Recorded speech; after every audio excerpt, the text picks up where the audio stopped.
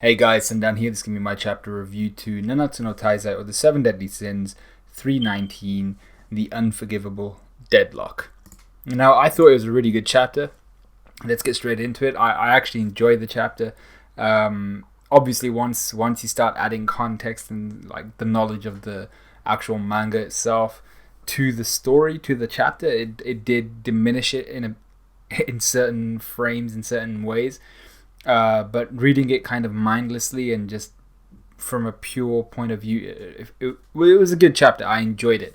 But let's get down to it. Let's talk about the issues I did have with it and flesh it out a bit. So the first thing we see is a flashback between Zeldris and Meliodas, where Zeldris tries to approach Meliodas back when he was like 10 Commandments Meliodas, when he was leader of the 10 Commandments, when he was following his father's orders and all that stuff. And you see Zeldris as this kind of happy young brother, happy young man who looks up to his older brother, with like clear eyes, clear face. There's no anger or anything, no resentment in his face, and he's just there trying to talk to his brother. And Meliodas, at that point of time in his life, he just didn't have the time for Zeldris. He didn't want to talk to him, didn't want to acknowledge him, didn't want to be a brotherly figure to him. He was just too busy, intent on following his father's orders, on killing stuff and regretting the stuff he was doing. So yeah, I think. Well, we know for sure that Meliodas regrets it, because the next page he then talks about how he every time Zeldris came up to him, this is how he would act. He would act cold, and he wouldn't really talk to Zeldris. And then Zeldris kind of took the hint and would proceed to stop talking to Meliodas altogether. And Meliodas tries to come up with excuses for it, but then he kind of catches himself saying, "You know what? These are all excuses. He basically needs to have a heart-to-heart with Zeldris, and he wants to have that heart-to-heart. So his goal, this whole thing, is going to be saving Zeldris no matter what." So we go to the Demon King, who is now swirling and absorbing as much darkness as possible. Essentially, because Meliodas is so worried about Zeldris, he can't kill the Demon King inhabiting Zeldris' body, so the Demon King is becoming stronger and stronger, regaining anything even close to his original power, and he seems to be pretty close to it right now, with lightning plummeting down from the sky. Lightning is literally raining down from the sky, and then because then in this great lake of Salisbury, the Demon King himself is being his magic power is being amplified, or his regaining of his strength is being amplified by the lake. So not only is he regaining power just because he is, but because he's at this great lake where apparently the juicing is amplified. And for some strange reason, this also promotes, I think, hair growth. The Demon King, I didn't realize that his hair was so long, but he's gone like full Super Saiyan 3. His demonic mark has appeared over his face, very similar to Meliodas' actually, and his armor has changed due to his power growth. That's very, very shonen Naruto kind of, go Sage mode. It's like suddenly your clothes got like flame designs on them, some shit. You got a scroll somewhere on your back for some reason. It's like Dragon Ball Z as well. Like you attain a new Saiyan form, you gotta have the new clothes to go with it. You can't look unclean when you attain a new form. Anyway, Meliodas tries to attack his father in this form. His father then proceeds to beat the living shit out of Meliodas, or at least land a few dozen hits at the least, rocking Meliodas' neck back and forth like one of those big head toys. I forgot what they're called. But he absolutely decimates Meliodas here, and this is part of the chapter I didn't like.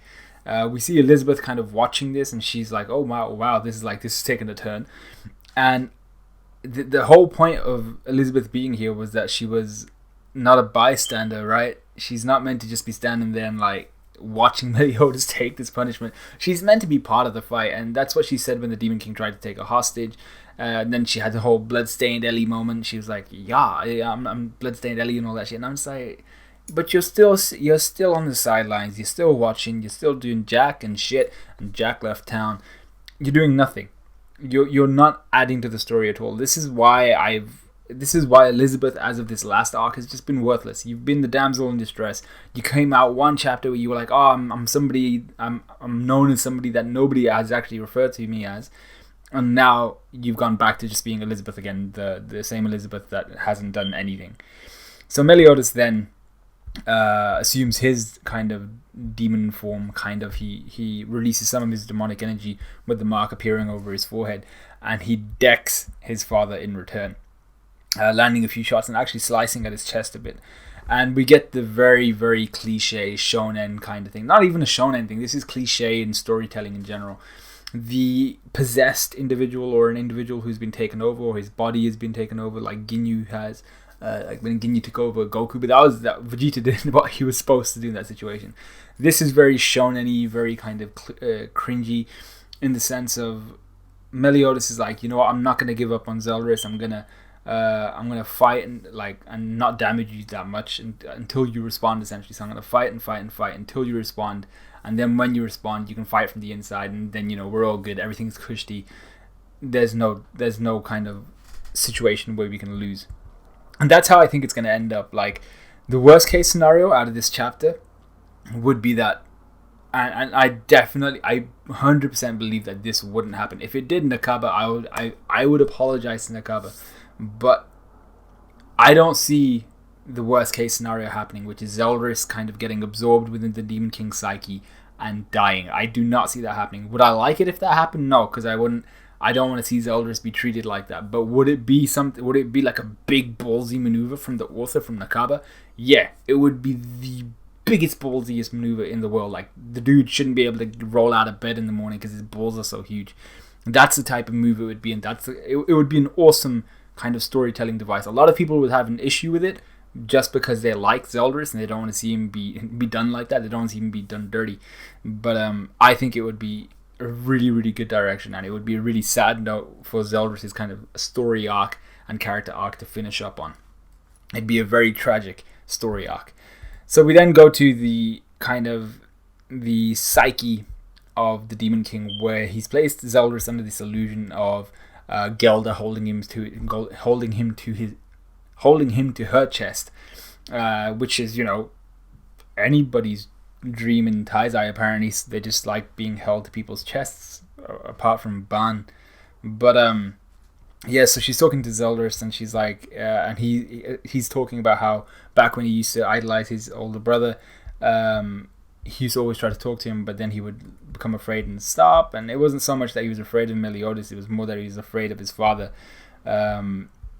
not understanding something. But essentially what he wanted to talk to Meliodas about wasn't just like how to kill people, wasn't just how to handle his sword, but it was about things like, something where he could develop a brotherly bond with Meliodas. That's all he really wanted, was to have some form of familial relationship with Meliodas, some sort of brotherly bond where he could look up to Meliodas and be like, these are the things you taught me, things like how to hunt, about how he wanted to travel, see the outside world, the liquor that Meliodas enjoyed and stuff like that.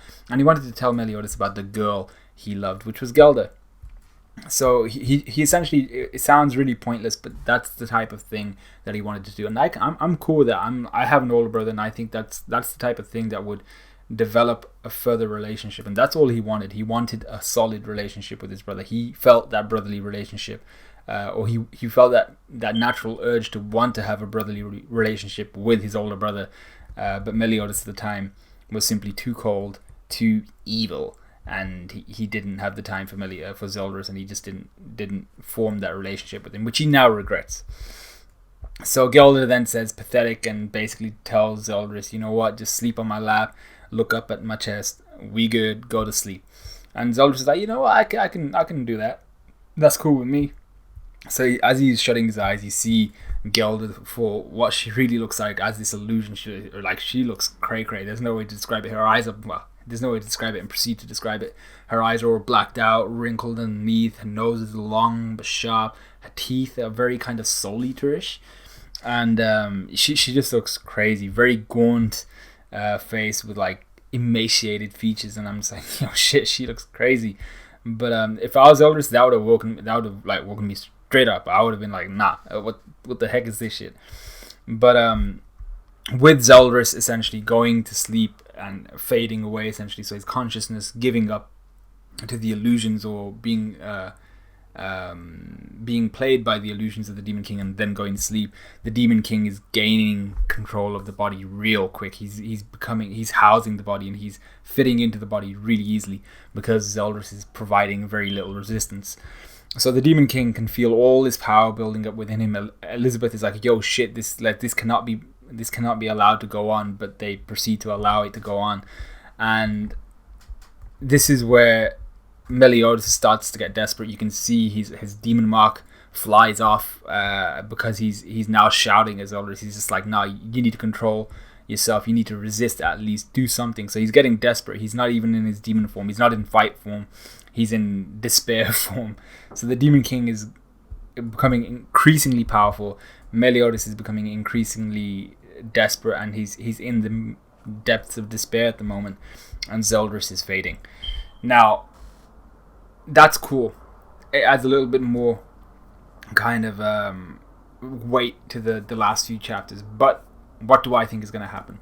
Well, we have Escanor, who's just been given his noon form back. He's been given sunshine back, and we know he's rearing to kick some ass. Meliodas is now in this despair, desperate to see his brother at least one more time before he dies or something, but it's probably going to be more than one more time. So I think Meliodas is going to get his ass whooped by his dad at like full power.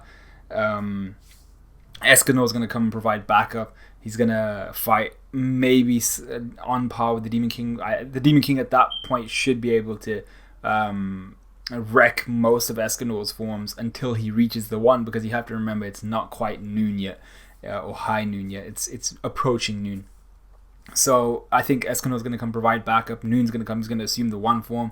Meliodas is going to get healed by Elizabeth because, that's all she seems to do. Bloodstained Ellie is actually the medic. And, heroes never die, all that shit. And then they're going to tag team against the Demon King. They're going to actually do some damage to him. Even in his full power state, Meliodas is going to have to go in.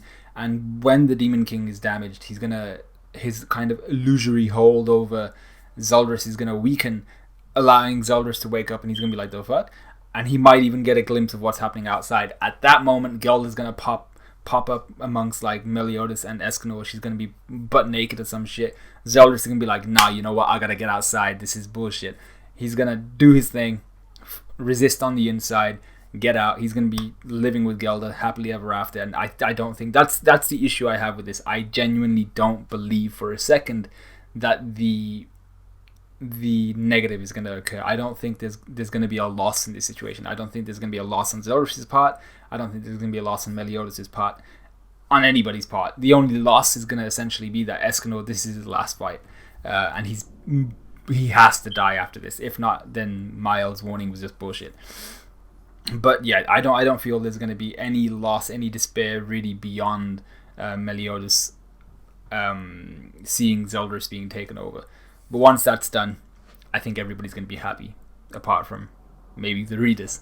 So let me know what you guys thought of the chapter. Let me know what you guys thought of this review. Like, comment, subscribe, all of that good stuff. And I'll see you guys in a bit.